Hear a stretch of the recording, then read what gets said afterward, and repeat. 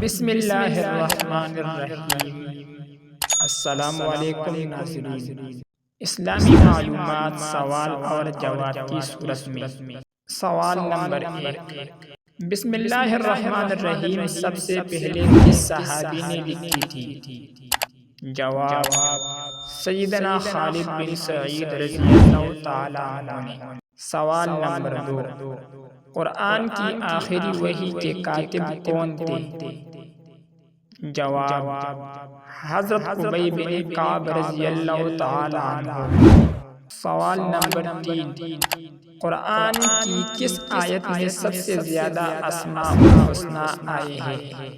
جواب، سورۃ حشر کی آیت نمبر 23۔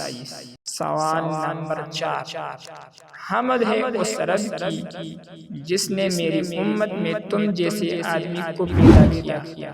نبی کریم صلی اللہ علیہ وآلہ وسلم کے یہ الفاظ کن صحابی کے بارے میں ہیں؟ جواب، حضرت سالم رضی اللہ تعالیٰ عنہ کے بارے میں۔ سوال نمبر 5، حضرت ابراہیم علیہ السلام کی کنیت کیا تھی؟ جواب، ابو الاضیاف، مہمانوں کا باپ۔